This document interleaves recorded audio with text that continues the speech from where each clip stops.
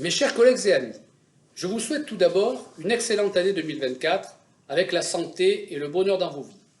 Ce mardi 30 janvier 2024 aura lieu une journée particulière, car elle marquera les retrouvailles dans l'action, qui pourra se concrétiser par exemple par un repas entre collègues sur les différents sites des établissements ou des composantes. Je vous appelle à participer massivement à cette journée, dont la raison première est de discuter de la situation au jour d'aujourd'hui, d'expliquer les incertitudes qui planent sur nous et sur notre statut, donc des modifications envisagées du décret langue, et de penser à l'avenir des collègues au sein du collectif 384, notamment concernant les actions à court, moyen et long terme. Pour avoir plus d'explications sur les changements envisagés, vous pouvez contacter le ou les relais de votre université à qui l'on a fait passer divers documents. Depuis 2 ans, le collectif 384 a beaucoup agi pour les enseignants du supérieur et toujours dans le but ultime de l'équité entre les collègues et de la bonne marche de l'ESR, notre maison. Nous avons mis en lumière la situation très injuste que vivent les collègues ES, exclus du nouveau système avantageux du RIPEC, alors qu'ils avaient toujours eu jusqu'alors une prime équivalente à celle des enseignants-chercheurs. Nous avons obtenu tellement de soutien en provenance de présidents, de directeurs, de politiques, mais aussi de collègues, et des collègues en particulier qui ont signé la pétition, une pétition qui a été créée en 2022 et que nous souhaitons aujourd'hui relancer afin qu'elle dépasse les 10 000 signatures. Et je vous invite à signer cette pétition si ce n'est pas encore fait et surtout la faire signer par d'autres collègues et par les étudiants.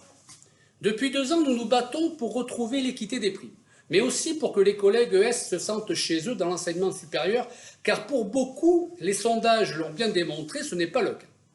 Compte tenu du travail de grande qualité, apprécié par nos étudiants, aussi bien pour assurer les cours avancés du supérieur que pour tout notre investissement dans des responsabilités et des tâches administratives souvent mal rémunérées, nous attendions tous de la considération. Mais nous n'avons connu depuis 2022 que la lutte pour la justice, que de devoir demander à obtenir en période d'inflation une prime que nos collègues enseignants-chercheurs, et nous sommes heureux pour eux, se sont vus attribuer. Et tout cela à la sortie de la période Covid, pendant laquelle nous avons tous tellement fait pour nos étudiants. Sans compter le travail les week-ends. Aujourd'hui, nous pensons qu'il y a 2 manières d'envisager l'avenir. La première, c'est on ne se manifeste plus, on rentre dans le rang et on attend de voir ce que le ministère va nous annoncer comme nouveauté juridique. Mais nous en avons déjà une vague idée suite à nos rencontres avec le cabinet ministériel et en lisant la presse spécialisée. La modification inquiétante du décret langue, car y incluant de nombreuses tâches qui n'y étaient pas jusqu'alors, et je vous le rappelle, nous n'avons toujours pas obtenu le RIPEC ou un équivalent, risque de nous amener à une situation bien pire. Pourquoi devrions-nous faire des tâches ou des heures en plus pour combler la différence entre notre prime statutaire et celle des enseignants-chercheurs? En 2027, cette différence entre les primes statutaires et malgré les avancées obtenues par le collectif serait encore de 2 200 €, sans compter que nous ne pouvons prétendre à la C3 du RIPEC, qui permet déjà de rétribuer de manière importante à nouveau près de la moitié des enseignants-chercheurs. La deuxième solution, celle que nous préconisons bien entendu, c'est de dire au ministère et aux membres du CSA qui devront se prononcer « Nous ne sommes pas d'accord avec les modifications que vous avez prévues pour nous. Nous voulons la même prime que les EC, car ce que nous faisons pas en recherche, nous le faisons en enseignement. Le seul élément que l'on nous apporte pour justifier une différenciation, c'est celui-là, la recherche. Et d'ailleurs, on nous l'a redit plusieurs fois. Mais sur quels critères se base-t-on pour décider que la recherche mérite d'être plus valorisée que l'enseignement? Les deux sont complémentaires et se valent bien. Ils sont nécessaires aussi bien l'un que l'autre au bon fonctionnement de notre pays. Que nos jeunes aient des enseignants et des enseignements de qualité, reconnus, avec des enseignants investis, cela est primordial.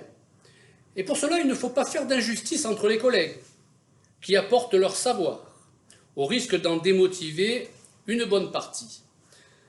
Madame la ministre a indiqué cette semaine au cours de ses vœux, je la cite, « que sans recherche ni enseignement, il n'y a ni innovation ni progrès ». Nous souscrivons pleinement à cela, mais alors pourquoi faire des différences de rétribution entre enseignants et enseignants-chercheurs?